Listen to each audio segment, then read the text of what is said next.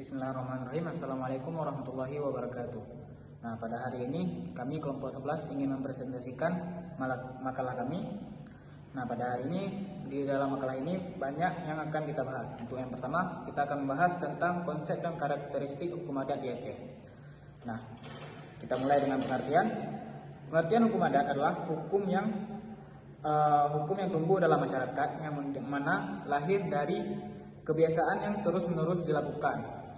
Kemudian kebiasaan ini dijadikan aturan dan dianggap sebagai aturan yang mengikat karena hal ini dapat menciptakan ketertiban, keadilan, serta menjaga hubungan baik antar anggota masyarakat.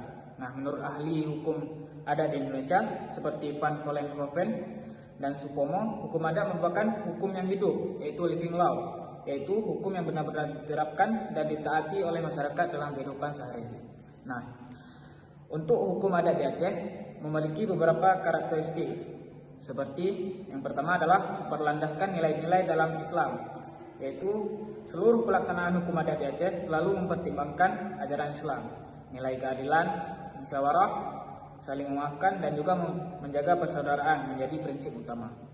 Kemudian karakteristik selanjutnya adalah bersifat hidup dan berkembang. Nah, hukum adat mengikuti perkembangan masyarakat. Selama suatu kebiasaan masih dianggap baik dan bermanfaat, maka adat tersebut tetap dipertahankan. Kemudian yang ketiga adalah sebagian besar tidak tertulis. Banyak aturan adat diwariskan secara lisan dari generasi ke generasi. Yang keempat adalah hukum adat biasanya mengutamakan musyawarah di antara setiap permasalahan yang diusahakan diselesaikan melalui dialog dan mufakat, bukan melalui konflik semata. Kemudian yang terakhir adalah mengutamakan keharmonisan. Jadi hukum adat di Aceh ini selalu mengutamakan keharmonisan sebagai tujuan utama, karena hukum ini bukanlah untuk menghukum pelaku, melainkan memulihkan hubungan baik antara pihak yang bersengketa agar kehidupan masyarakat tetap damai.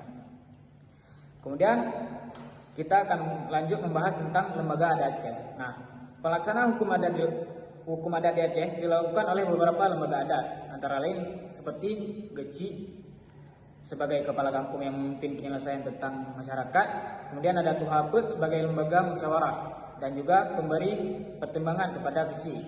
Kemudian ada Imam Mukim yang mengkoordinasikan beberapa kampung dalam satu mukim. Dan juga ada Tengku Imam Menasah, yaitu orang yang memberikan pertimbangan keagamaan untuk masalah-masalah keagamaan dalam masyarakat. Kemudian ada juga Majelis Adat Aceh atau disebut juga sebagai MAA, yaitu orang yang berperan melestarikan serta membina adat Aceh. Terus seterusnya akan dilanjutkan oleh kawan saya. Selanjutnya relasi hukum adat, syariat Islam dan hukum nasional. Hubungan hukum adat dan syariat Islam, Aceh dikenal sebagai daerah yang menerapkan syariat Islam secara khusus. Oleh karena itu, hukum adat dan syariat Islam memiliki hubungan yang sangat erat. Hal ini tercermin dari falsafah Aceh. Adat bak poter merohom, hukum bak syahwala, kanun bak putropang, resam bak laksamana. Maknanya adalah bahwa adat hukum Islam, perintah dan tata kehidupan masyarakat memiliki peran masing-masing namun saling melengkapi. Dalam praktiknya, adat tidak boleh bertentangan dalam ajaran Islam. Jika terdapat kebiasaan yang bertentangan dengan syariat, maka kebiasaan tersebut tidak dipertahankan.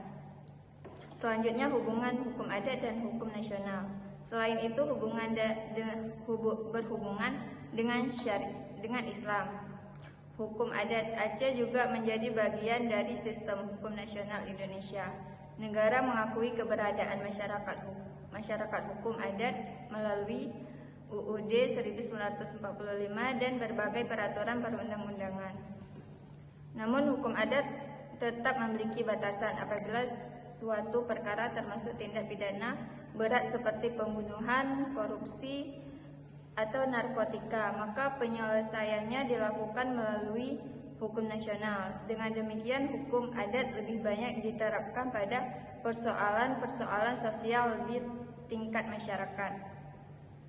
Selanjutnya, sinergi ketiga sistem hukum. Di Aceh terdapat 3 sistem hukum yang berjalan bersamaan, yaitu hukum adat, syariat Islam, hukum nasional.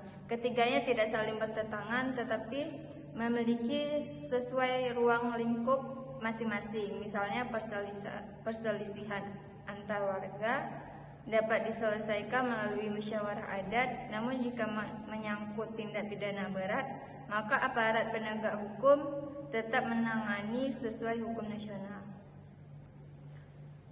D. Contoh penerapan. Contohnya, apabila terjadi perselisihan antara tetangga mengenai batas tanah atau pertengkaran kecil, penyelesaiannya biasanya dilakukan melalui musyawarah yang dipimpin kecil. Namun apabila perkara tersebut berkembang menjadi tindak pidana berat, maka proses hukum dilakukan oleh kepolisian dan pengadilan sesuai hukum nasional. Selanjutnya akan dilanjutkan oleh Baik, kemudian kita akan masuk ke materi ketiga, yaitu peran hukum adat dalam penyelesaian sengketa masyarakat dan tantangan kontemporer. Jadi yang pertama itu ada peran hukum adat dalam penyelesaian sengketa. Jadi hukum adat itu sendiri memiliki peran yang penting sebagai penyelesaian konflik di tingkat masyarakat sebelum perkara dibawa ke jalur pengadilan.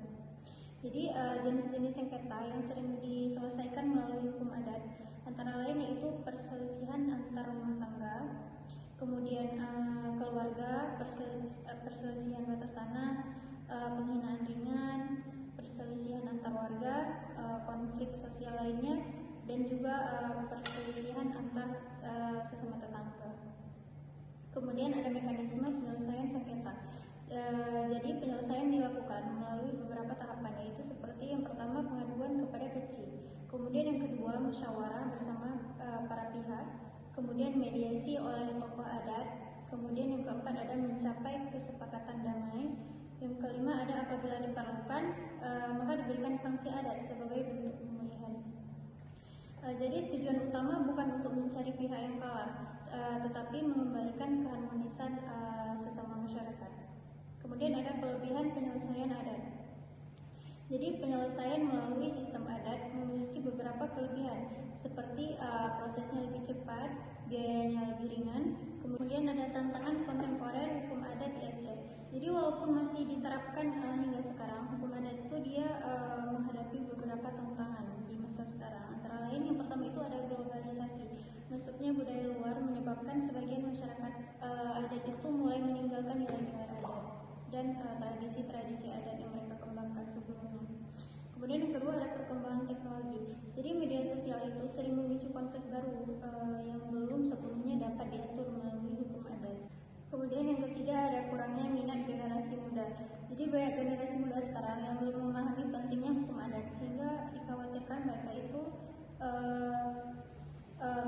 kepatuhan terhadap nilai-nilai adatnya itu semakin memudar. Kemudian yang keempat ada konflik dengan perkembangan hukum nasional.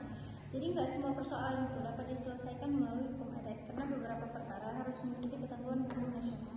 Kemudian yang terakhir ada modernisasi masyarakat, yaitu perubahan pola hidup masyarakat membuat sebagian mekanisme adat perlu menyesuaikan diri agar tetap relevan. Kemudian poin E ada upaya pelestarian. Jadi beberapa upaya dapat dilakukan antara lain untuk mengembangkan